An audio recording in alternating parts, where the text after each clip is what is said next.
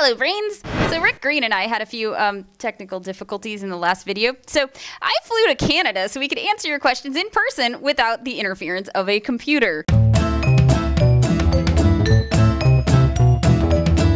Now, at the end of the video that had the problems, we did have a couple of really strong questions that viewers asked us to expand upon and actually answer. And of course, they were great questions and we remember them, right? We totally remember them. Jessica, how did you find the courage to talk openly about your ADHD and when you went through, Jessica?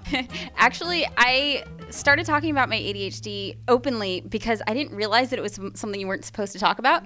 I was diagnosed when I was 12. I was diagnosed when I found out my cool aunt had ADHD and my mom took me to the doctor and turned out I had it too. So I felt like I got to join this kind of cool club. That's not to say I didn't have shame around the things that I struggled with or that I didn't still have terrible self-esteem because, you know, the fact that I couldn't keep my car clean or like anything really. I couldn't, you know, I really struggled and I felt bad about myself for those struggles. But the fact that I had ADHD did not seem like something I wasn't supposed to say. And so I was actually surprised when I started talking about it on the channel and people were like, oh my gosh, you know, you're so brave for talking about it. And I'm like, wait, what? I'm not supposed to. How did learning about your brain, which is ongoing for you, how did that change things for you? What were some of the things you went through as you started to realize? I cried a lot. I knew I had ADHD, but I didn't know how it affected me. And suddenly I'm reading research papers that are explaining why I couldn't make friends in 4th grade because these researchers knew more about my brain than I did. And as I started understanding what my struggles were, why I struggled with them, I started being able to see myself in a really different light because now I wasn't somebody who for some reason was just terrible at life. I was somebody who had these specific challenges that she needed to find strategies for. Now that I understand how my brain works, there's always something I can try and I don't feel helpless anymore. Like what I want to acknowledge for you and for everybody, for all of us is even if that doesn't work, you tried, but it's the willingness to keep trying and trying new things and learning and all of that. That's the thing to acknowledge. How did being diagnosed with ADHD affect your kids and your marriage? Okay, so how did it affect my kids? Well, I was diagnosed because my son was diagnosed. And as I've told you, I then looked at the list and went, this is a list of ADHD symptoms. I have ADHD symptoms. And in very short order, I was sitting in the office of Dr. Fleming going through the symptoms. For my son, and for us, it was because he'd got into this special program for gifted kids and so on, to find out, okay, there's an explanation of why he's struggling in certain areas was huge. It changed everything. Because by October, mid-October of that year, 6 weeks in, the novelty had worn off and the teachers are going, he's never done his homework and he always has a new excuse every day. He's very creative. Fast forward, second year, he's in second year for mechatronic engineering, comes home at Christmas and he's struggling. We made an appointment, he went and saw the doctor. The doctor actually has his PhD in learning strategies and how the brain works, gave my son all kinds of strategies. He went back, he got his degree. He is a mechatronic engineer and a programmer and has worked on things like robots that can crawl into nuclear reactors. If we hadn't known, he would have done what I did when I was in second year and I was struggling, which was I went from an honors degree and took a general degree and bailed thinking I'm not good enough.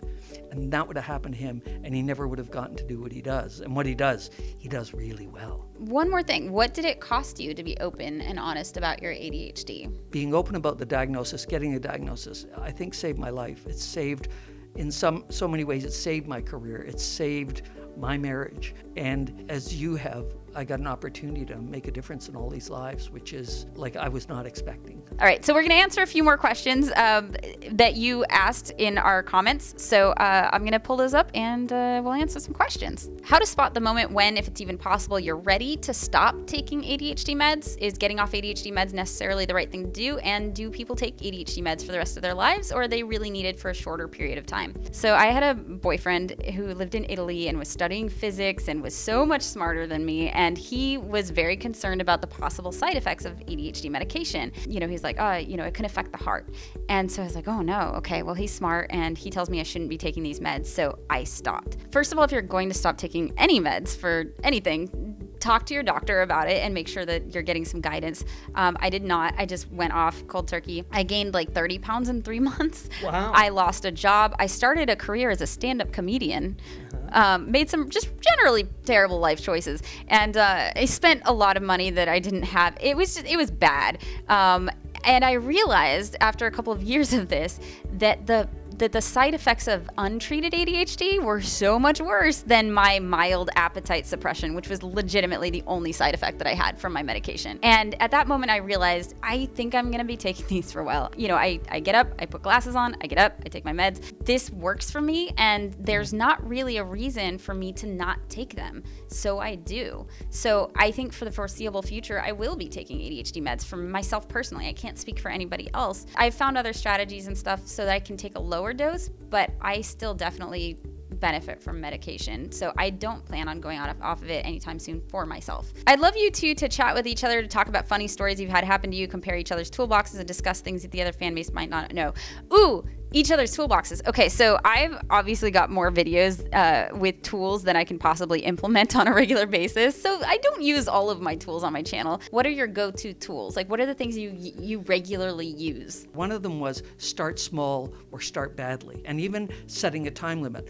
I'm going to do this for 5 minutes, and then I'll go get something to eat. So for me, the biggest thing is actually just starting, especially when there's not a deadline. If I'm delivering a script for a TV show, there are people waiting. Yeah, I don't use all my strategies all the time. For me, just a big part of it is knowing that I have all these options. So if I'm struggling with something, I've got things I can try. Things that I use regularly, I regularly meditate, I regularly do yoga, I regularly do some sort of exercise. I regularly use a bullet journal. If I'm overwhelmed, I'll do something called a brain dump. I will take everything that's in my brain and put it on paper and then try to organize and prioritize, because I have learned with the way my working memory is and the way I'm disorganized. Those are two of my biggest executive function challenges, or organization and working memory. I cannot organize information while it's in my brain. So first step is I get it out of my brain onto paper, and then I can look at it and start to organize it.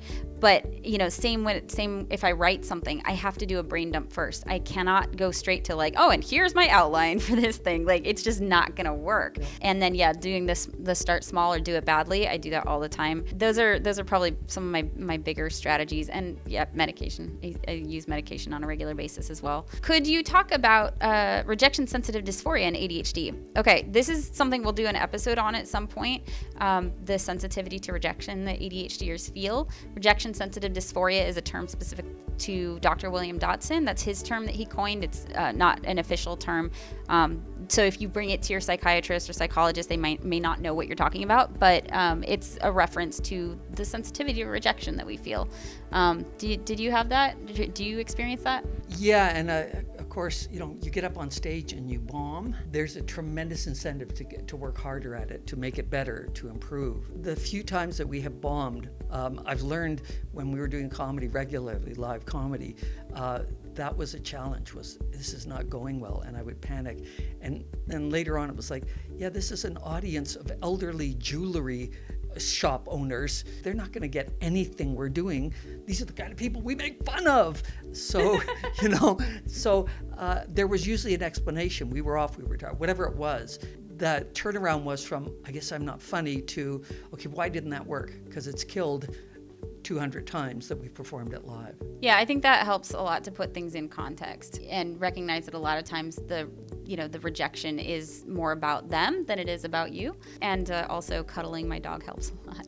Like whenever I'm feeling hurt or, rejected somehow, cuddling with my dog just makes everything better for me. Honey, we need a dog. You need a dog. Craig wants to know, what software is it that you were using to count down the questions? That was a lie. There was no software. It was a lie. We're living a lie. It's called a bit. We were doing a sketch. It was a bit. But if I invented it, would you be willing to buy it? Because we could make some. Because clearly it worked so well. Yeah, exactly. Yeah. What were some of the earliest symptoms of ADHD you had? Distracted, unable to stay focused on the work.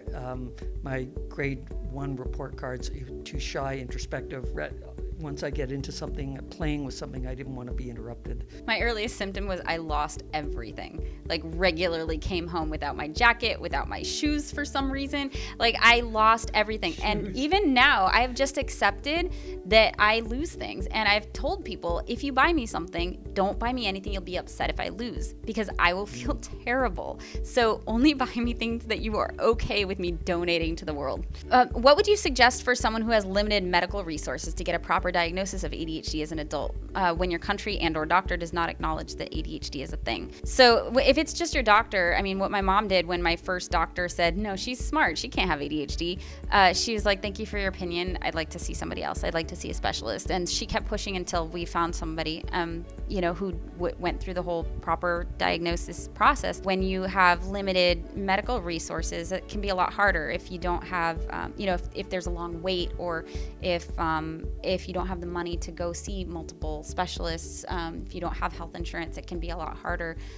What would you recommend, Rick? One of the things you can do is look online. There's the adult self-reporting scale that's there on Totally ADD. There's some quizzes you can take. There's a couple of videos I've done that are the symptoms. Read about it, learn about it. The more it resonates with you, and you won't have all the symptoms necessarily, but the more it resonates, that's when you start going, I think this is a thing. And then if you're told, well, it's not a thing in our country, or the doctor can't see you for 12 months, then you just say, well, okay, so what do I do about it? So you go to How to ADHD and you start looking at tools and you try them. And if they work, great. So that is the thing for me. You find out if these things work for you. And if they do, it doesn't really matter if you have it, the official diagnosis.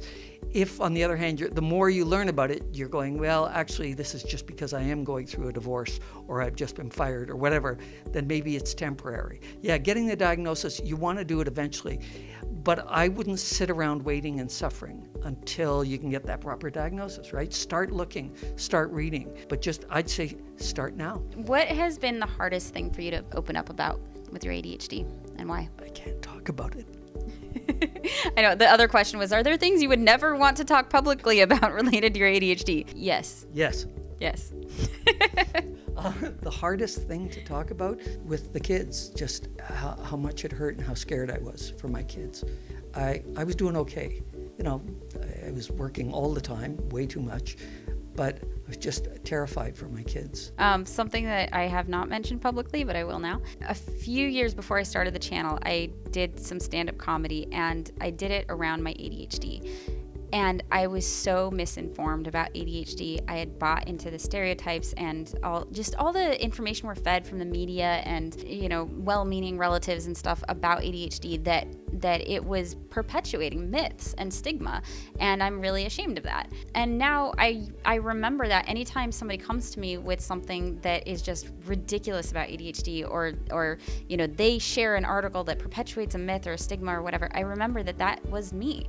And there's something really beautiful that somebody said once at a panel a couple of years ago at VidCon, and that was, is there room among the woke for the still waking? So it's a journey for all of us to understanding our ADHD, and we were all once, we forget, but we were all once at a point where we knew nothing about it, or we only knew things that were wrong about it. Do you ever find yourself using your ADHD as an excuse? If so, how do you recognize what is an excuse and what is accepting your limitations? An excuse is, I'm not responsible, so I forgot to lock the front door, I have ADHD. For me, the explanation, what am I going to try so it doesn't happen again? Now, it probably will happen again no matter what I try, but it will happen less. So I'm dedicated to mastering that or improving on that or whatever. Right, and so it might be because of your ADHD that you have trouble getting to work on time, but you work toward it, and you can still say, this is something I struggle with because of my ADHD, but I'm not gonna just say, well, I'm just never gonna be on time to work because I have ADHD, and you just have to deal with it. There is a difference between an excuse and an explanation, and it's in how it's used. And I think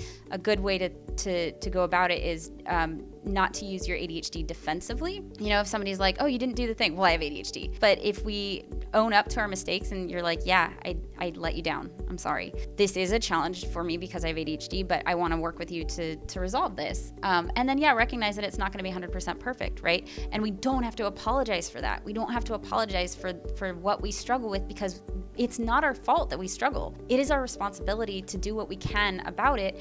But even that is going to vary so much from person to person. All right, so I think we've got more questions, but I think this video is like an hour and a half long at this point.